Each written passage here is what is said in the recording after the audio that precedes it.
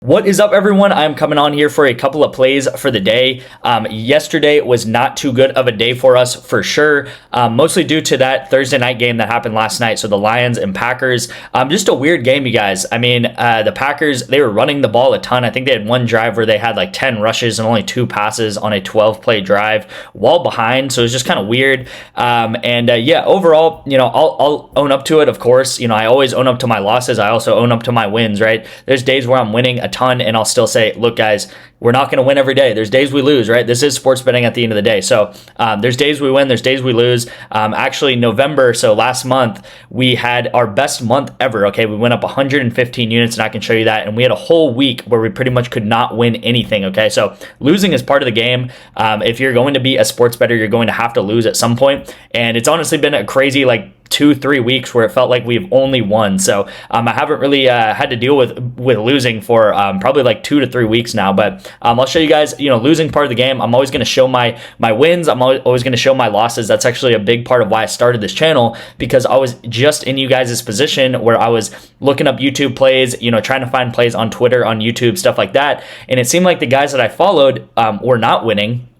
And they wouldn't show when they weren't winning, right? They wouldn't show their lost slips. So again, I wanted to be different. I wanted to show you guys that I'm very transparent. Everything is tracked. Everything is managed. And you can see that some of these things are definitely very correlated. I ended up taking Josh Jacobs to go under rush attempts and then Jordan Love over pass attempts. But you can see Green Bay, they kind of had a different game plan. It was to feed Josh Jacobs. He ended up getting 3 touchdowns. And then Jordan Love only got 20 pass attempts. Kind of weird, of course, because Packers were behind. And as you guys know, most football games, when a team is behind, they're going to throw the ball a lot more. But that was not Green Bay's strategy last night, which was kind of weird. Weather didn't affect it or anything like that. But Jordan Love, I don't know if he was uncomfortable or something like that.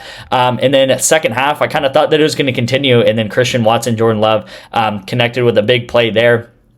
So that sucks, but you can see correlated together. So I took the unders, unfortunately, but the overs hit, right? So correlated together, the more passing that happens in that second half, the more passing that Christian Watson's going to get. And then Valorant also correlated either with the unders or the overs, and that ended up going red too. So you can see some esports going red together or green. So I actually hit this one yesterday, and I took the unders, and the unders hit very easily. And then this one I took the unders and the overs hit, right? So I always talk about with Counter-Strike, with Valorant, you either take the unders and the unders will hit together, or you will take the overs and the overs will hit together, because it's correlated based off of game length, right? And I'll kind of get more into correlation today, as I always do. I mean, probably 98% of my plays are correlated in some way, shape, or form, because that is really the strategy. So when things go red together, that's completely fine. Obviously, we want to be on the green side of things. But when things are red, that just means it's correlated. We're just on the opposite side of the coin, right? So if Jordan Love came out and he threw for 40 times this game, then it would be very unlikely that Josh Jacobs would have got 16 rush attempts, right? And we would have been set up for tonight. But unfortunately, we weren't.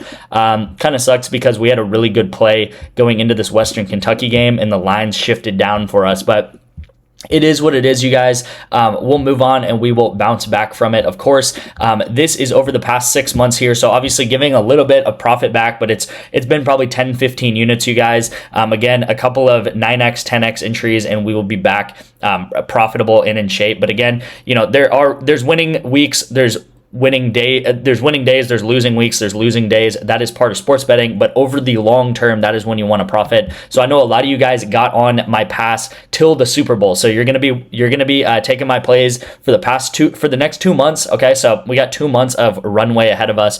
Again, there's valleys, there's peaks, and all of this graph right here. Again, you can see we haven't valleyed or anything like that. It's only been 1 losing day, so nothing really to be concerned about. But again, there's valleys that we always come out of, you guys. Right here was kind of that week in November that I was talking about, where things were not going well for us and we just absolutely rocketed out of there. So again, 420 units over the past 6 months, you guys. Very great performance there. This is over 2,000 bets. So if you do something 2,000 times, you know that it is pretty much the law of statistics. If you do something, I think it's over 100 times or something like that, flip a coin 100 times, you're going to get a pretty good grasp of if that coin is a weighted coin or if it's a 50-50 coin. But again, think if you flip a coin 2,000 times, how well you're going to know what the percentage is heads versus tails, right? So again, 2,000 bets, that is a lot of data that is back behind us. And I am a very statistical data-based bettor, right? So I track absolutely everything. Again, this was our November. You can see we had actually a huge dip, and that's what I want to emphasize. We had a huge dip in November, probably one of my worst weeks ever.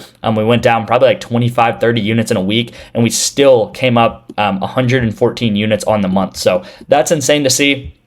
Again, if you want to get into my VIP, today is a great day to do it because we're coming on to playoff season, championship season, stuff like that in NFL and college football. So I'm going to be hammering bets all up until the Super Bowl, obviously, just continuously betting on football, on esports, stuff like that.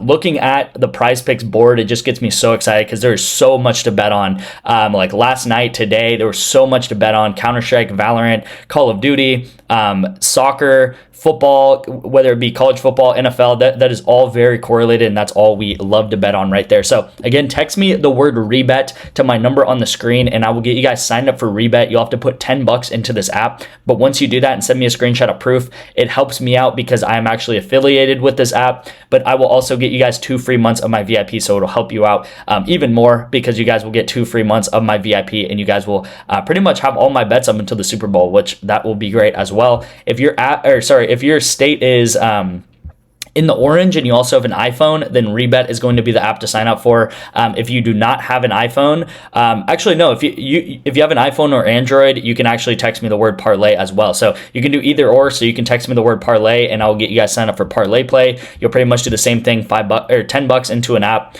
and then I'll get you guys 2 free months of my VIP. Or you can use Rebet right here and I'll get you guys signed up for that. So 2 ways to get my VIP for free. Definitely take advantage of that because that's going to be a way you can literally get my VIP for like literally putting $10 into an app, which you're not losing the money. You're just putting it into an app, right? You can take it out. So again, let's get into today's play.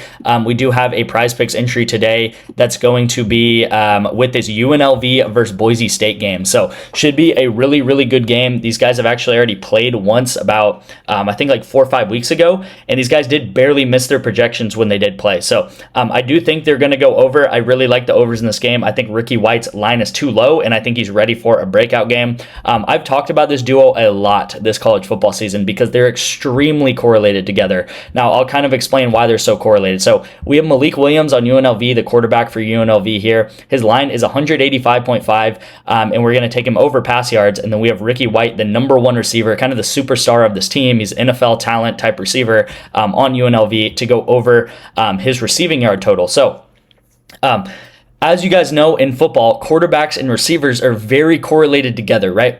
The better the quarterback does, the better the receiver does, and the better the receiver does, the better the quarterback does, right? So they're very tied together. Again, we always talk about, a receiver, if they don't have a good quarterback, then they're kind of in like a limbo. But if they do have a really good quarterback, that quarterback can kind of like ignite that receiver, right? So again, you can think about this. If Ricky White gets a 50-yard catch, that's going to be 50 yards for him and also 50 yards for Malik Williams because he's obviously going to be throwing the ball. Now, why this duo is so correlated is because Ricky White is like 40% of this line. So 40% of the time, whenever a yard is gained by Malik Williams, whenever he throws a yard, there's like a 40% chance that those yards are going to Ricky White. So it's very, very tied together. Ricky White is a huge part of this offense right here. Now, I also think UNLV is going to be playing from behind. Boise's a great team, you guys. The only loss they had, I believe, is to Oregon. I think they only have 1 loss.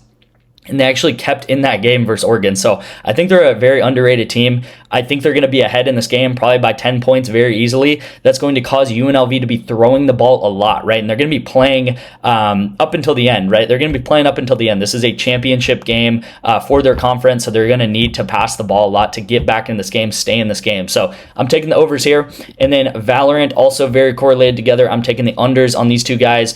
You can actually see, I know there's a lot of red on the screen, and it's kind of like, oh, that's a lot of red. But again, I'm talking about correlation, right? Correlation is our strategy. So you can see here, I took the unders on these Valorant players. I actually took Counter-Strike is very similar of a game. Took the unders on Counter-Strike, took the unders on Counter-Strike, took the overs on Counter-Strike, and these guys went under. So it's very tied together with these players based on if the game is going long or short. So if the game is being a short game, less kills are going to happen in that game. If the game is going to be a long game, maybe it goes into overtime, stuff like that, more kills will happen in that game. So we are hoping for a shorter game. So we're hoping for a short game down here, and then we are hoping for a lot of passing coming out of UNLV, where again, 40 to 50% of the passes are going to be going to Ricky White. So again, a lot of passing up here, and then a short game down here. Instead of 4 things needing to happen, we just need 2 things needing to happen. And this will pay us a full 10x, which is amazing to see there. That is a full 10x entry, you guys. So yeah, lock that in. And then the second player, I already kind of showed it, is the better entry.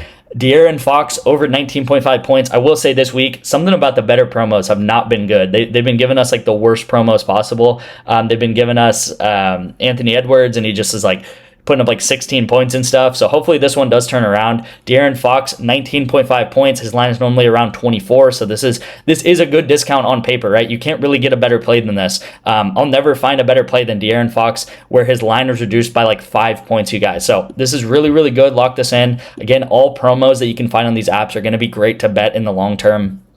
And then I'm taking Travis Kelce over 5.5 receptions against the Chargers. This is still up, so you guys can take this. Again, I think it should be a close game. I think there should be a lot of passing from the Chiefs. And yeah, it should be Sunday Night Football, so that'll be fun for us to watch. Hopefully, De'Aaron Fox can do his job tonight. Thank you guys so much for watching. Again, stick in there. I know it's like, I don't know, like a day or two of like negative, but we always climb out of it, right? I've been doing this long enough to tell you guys that this has happened probably, I can't even count, probably 20 times. You know, we've had so many down days, couple days, and we always climb out of it. I cannot stress that enough. Like, we always climb out of it. So once we are, a month from now, it's just going to be, we're probably going to be like at 450 plus units on this graph here. And if you don't tell my plays, you'll probably be kicking yourself that you didn't. So again, thank you guys so much for watching. I will see you in tomorrow's video. Actually, I'll have a video tonight giving you guys more college football plays. So stay tuned for that. Turn on post notifications, like, comment, subscribe. Thank you guys again, and I'll see you tonight.